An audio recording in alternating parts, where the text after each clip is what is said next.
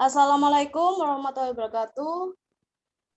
Waalaikumsalam Kami warahmatullahi dari kelompok 8 akan mempresentasikan materi yang berjudul Teori Kepuasan dan Penghindaran Resiko, Informasi dan Resiko.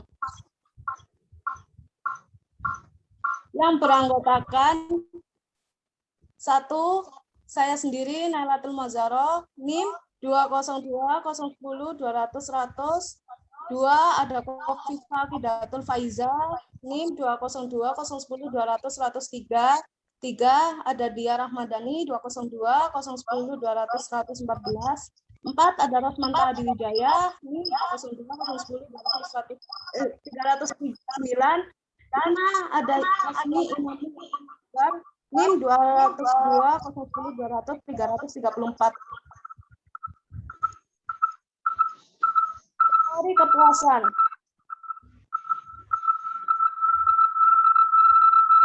Kepuasan adalah suatu keadaan yang dirasakan konsumen setelah dia mengalami suatu kinerja atau hasil yang telah memenuhi harapannya. Menurut Oliver, kepuasan adalah tingkat perasaan seorang pelanggan setelah membandingkan antara kinerja atau hasil yang dirasakan dengan diharapkannya. Seseorang yang membuat keputusan biasanya lebih mengutamakan kepuasan dibanding suatu yang optimal. Pembuat keputusan harus memiliki informasi yang lengkap mengenai peluang dan konsekuensi yang melekat pada setiap alternatif tindakan untuk mendapatkan kepuasan tersebut. Dengan cara memilih satu cara yang dianggap dapat memuaskan suatu yang dibutuhkan, meskipun pilihan tersebut mungkin tidak ideal dan optimal. Pada kenyataannya, informasi mengenai alternatif tidak sepenuhnya tersedia dan mengandung kepastian. Next. Slide selanjutnya akan dibacakan oleh Kofifa Kidatul Faiza.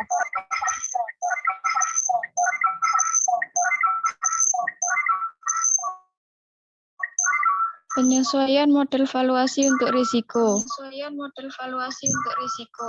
Dua metode yang paling sering dipakai untuk melakukan hal ini adalah suku bunga diskon yang telah disesuaikan risiko dan pendekatan kesepakatan kepastian. A. Suku bunga diskon yang telah disesuaikan risiko. Untuk mengevaluasi proyek-proyek yang melibatkan risiko adalah menggunakan suku bunga diskon yang telah disesuaikan risiko. Suku bunga ini mencerminkan pilihan manajer atau investor antara risiko dengan pengembalian. Metode ini memiliki kelemahan yang serius, karena suku bunga diskon yang telah disesuaikan risiko ditentukan secara subjektif oleh manajer atau investor. Dan variasi dalam arus kas atau pengembalian itu tidak diperhitungkan secara eksplisit. Pendekatan ini berguna dalam mengevaluasi proyek-proyek investasi yang relatif kecil dan repetitif. Metode yang lebih baik untuk menyesuaikan model valuasi dan risiko adalah pendekatan kesepadanan kepastian. B. Pendekatan certainty equivalent. Secara khusus, manajer atau investor harus menentukan jumlah pasti yang akan memberikan kepuasan yang sama atau sepadan dengan jumlah atau pengembalian beresiko yang diharapkan dari investasi.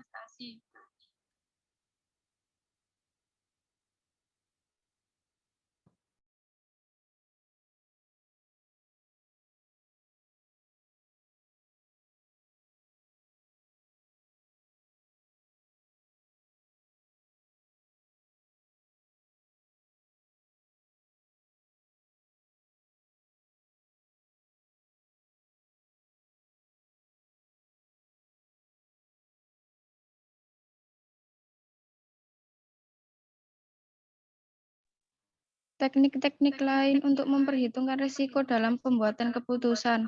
Sebagian besar keputusan manajerial dalam dunia nyata jauh lebih kompleks. Dua metode pengorganisasian dan analisis situasi dunia nyata yang kompleks yang melibatkan risiko adalah pohon pengambilan keputusan dan simulasi. 1. pengambilan keputusan. Keputusan-keputusan manajerial yang melibatkan risiko biasanya dibuat tahap per tahap, di mana keputusan dan kejadian berikutnya tergantung pada hasil dari keputusan dan kejadian sebelumnya. Pengambilan keputusan memperlihatkan urutan dari keputusan-keputusan manajerial yang mungkin dan hasil yang diharapkan dari tiap keputusan di bawah tiap situasi atau kondisi alamiah. Karena urutan dari keputusan dan kejadian ditampilkan secara grafis sebagai cabang-cabang pohon. Teknik ini dinamakan dengan pohon pengambilan keputusan. Pembuatan pohon pengambilan keputusan dimulai dengan keputusan terawal dan bergerak maju dari waktu ke waktu melalui serangkaian kejadian dan keputusan berikutnya.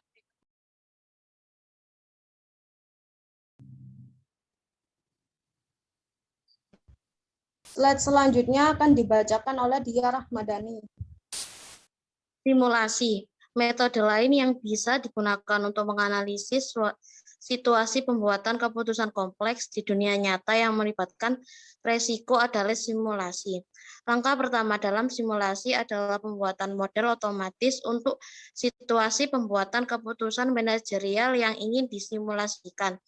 Model ini menggambarkan dalam bentuk matematis hubungan antara output dari komoditas dengan harganya, hubungan antara output, harga input, dan biaya produksi, hubungan antara output dengan penyusutan, hubungan antara output, biaya penjualan, dan penerimaan, hubungan antara output, penerimaan, dan pajak, dan seterusnya. Model simulasi berskala penuh sangat mahal dan umumnya hanya dipakai untuk proyek-proyek besar, di mana proses pembuatan keputusan terlalu kompleks untuk dianalisis memakai pohon pengambilan keputusan. Namun teknik-teknik simulasi sangat handal dan bermanfaat karena teknik-teknik ini memperhitungkan secara eksplisit dan simultan semua interaksi antar variabel dari model untuk mengevaluasi strategi-strategi bisnis alternatif yang melibatkan resiko dan dana jutaan dolar. Simulasi komputer semakin sering digunakan pada saat ini. Pembuatan keputusan di dalam ketidakpastian.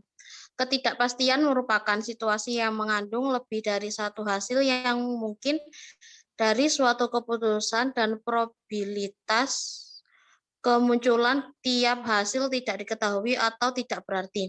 Akibatnya, pembuatan keputusan dalam ketidakpastian selalu melibatkan unsur subjektif. Namun, tersedia sejumlah aturan pembuatan keputusan dapat mengidentifikasi kondisi-kondisi alamiah yang mungkin dan mengestimasi konsekuensi dari tiap strategi. Dua aturan pembuatan keputusan khusus yang berlaku untuk situasi ketidakpastian adalah kriteria maksimum dan kriteria kerugian minimal. A. Kriteria maksimin. Kriteria maksimin menyatakan bahwa pembuat keputusan harus menentukan hasil paling buruk yang mungkin dari setiap strategi dan kemudian memilih strategi yang menyediakan hasil paling buruk terbaik. Kriteria maksimin memilih strategi tidak berinvestasi karena menyediakan konsekuensi maksimum di antara konsekuensi.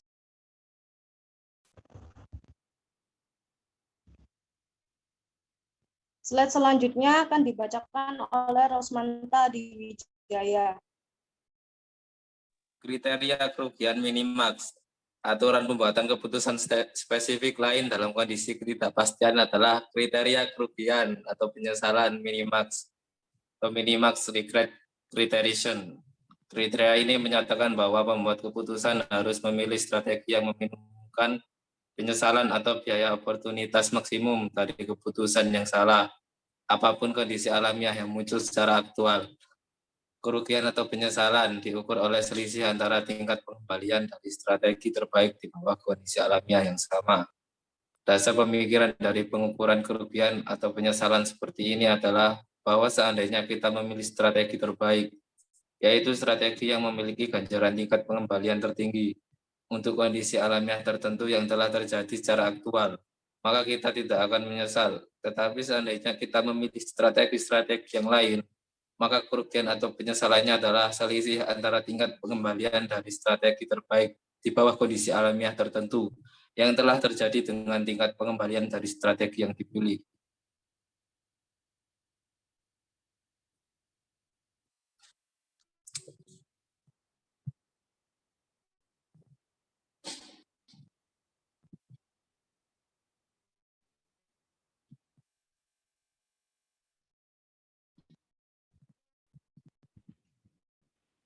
Metode-metode lain untuk mengenai ketidakpastian. Di samping kriteria investasi formal, terdapat sejumlah metode informal yang biasanya digunakan oleh pembuat keputusan untuk mengurangi ketidakpastian atau bahaya yang ditimbulkan oleh ketidakpastian. Sejumlah metode ini adalah pengumpulan informasi tambahan, meminta saran atau dari ahli berupa mengendalikan lingkungan bisnis dan diversifikasi. Pembuatan keputusan biasanya berupaya menangani ketidakpastian dengan mengumpulkan informasi-informasi tambahan. Hal ini bisa sangat mengurangi ketidakpastian yang mengelilingi suatu strategi atau kejadian tertentu yang bahaya yang bisa ditimbulkan. Namun, pengumpulan informasi ditambah membutuhkan banyak biaya dan manajer harus memperhatikan pengumpulan informasi ini sebagai suatu investasi. Manajer harus terus mengumpulkan informasi sampai manfaat atau pengembalian marginal ditindakan ini dengan biaya marginalnya. Risiko valuta asing dan hedging. Portofolio yang mengandung saham-saham domestik dan luar negeri secara umum menikmati gejolak yang lebih rendah dengan pengembalian dolar yang lebih tinggi dibanding portofolio yang hanya mengandung saham-saham AS. Banyak ahli telah lama merekomendasikan agar suatu portofolio mengandung sekuitas luar negeri sebanyak 40%, namun berinvestasi dalam sekuitas luar negeri memunculkan risiko valuta asing, karena valuta asing bisa mengalami depresiasi atau penurunan nilai selama periode investasi. Hedging mengacu kepada perlindungan dari risiko valuta asing. Hedging biasanya dilakukan memakai kontrak forward atau forward contract. Kontrak forward adalah suatu kesepakatan untuk membeli atau menjual suatu valuta asing dengan jumlah tertentu pada kurs tertentu akan dikirimkan pada tanggal tertentu di masa depan. Hedging juga bisa dilakukan memakai kontrak futures atau fitur kontrak. Kontrak future adalah kontrak forward terstandarisasi untuk valuta yang ditetapkan di muka dan tanggal kalender terpilih.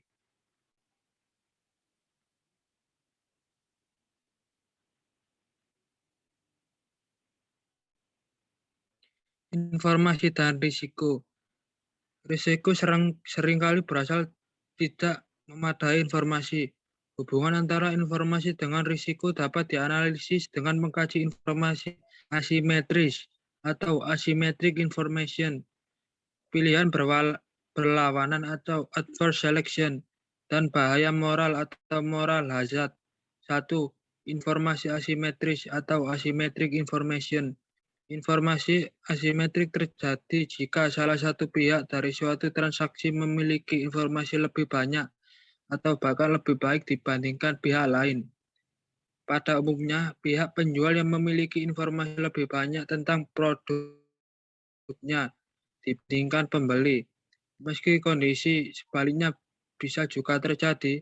Contoh situasi di mana penjualan memiliki informasi lebih banyak ialah penjual mobil bekas, pialang saham, agen real estate, dan asuransi jiwa. 2. Pilihan berlawanan atau adverse selection. Pilihan berlawanan atau adverse selection adalah sebuah konsep dalam ilmu ekonomi, asuransi, dan manajemen risiko. yang menggambarkan situasi di mana partisipasi pasar dipengaruhi oleh informasi asimetris. 3. Bahaya moral atau moral hazard. Bahaya moral atau moral hazard terjadi ketika seseorang meningkatkan paparan mereka terhadap risiko ketika tertanggung. Sekian presentasi dari kami sebagai kelompok 8.